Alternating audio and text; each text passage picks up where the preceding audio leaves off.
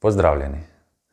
V družbi, ki iz dneva v dan piše vedno nova in nova pravila, bi se bilo vedno vredno vprašati, katero je tisto pravilo, ki vedno velja.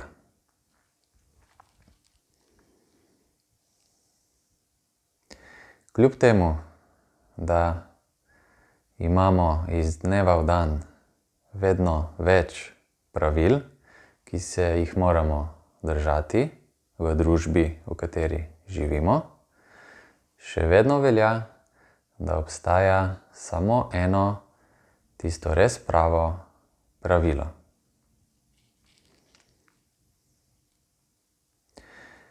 In to pravilo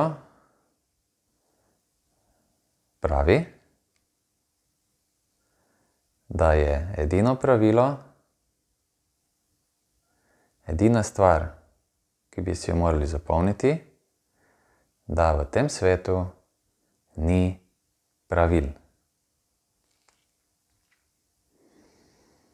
Zakaj potemtakem imamo celo množico pravil, ki se jih moramo držati, da se med seboj razumemo ali celo, da ne plačamo kake nepotrebne kazni?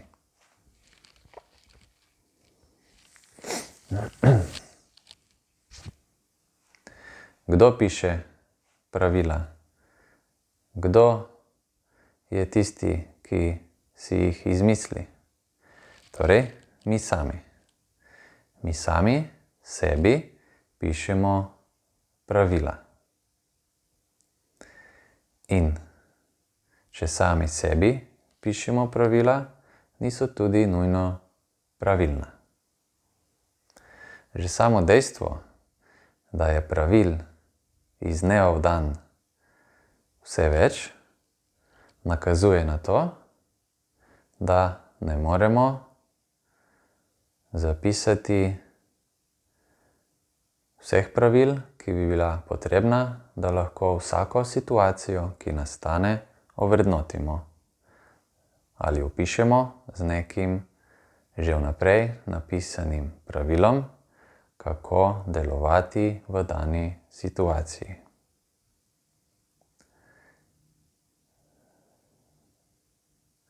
In če res velja, da dejansko ni pravil, kako potem ravnati v novo nastali situaciji?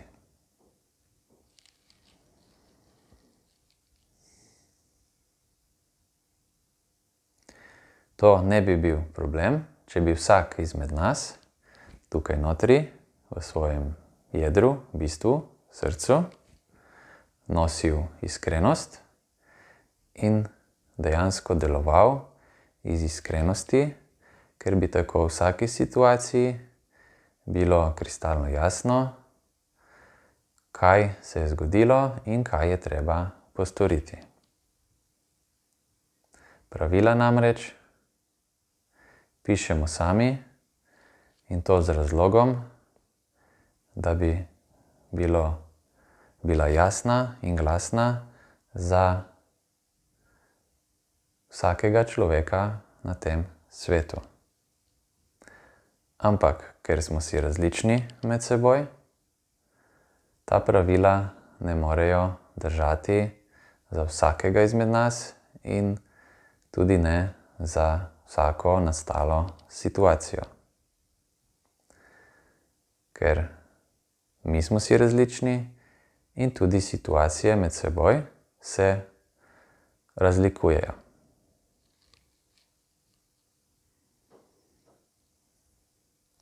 Dejansko pravil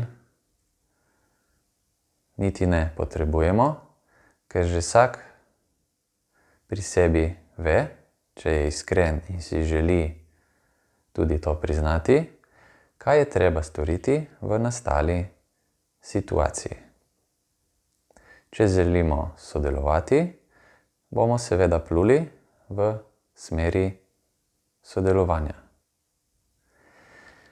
Če pa želimo iz nastale situacije iztržiti, kar se da največ za svoje lastne potrebe, no, potem pa nastane problem. In si začnemo zapisovati pravila, ki koristijo le peščici ljudi. Hvala.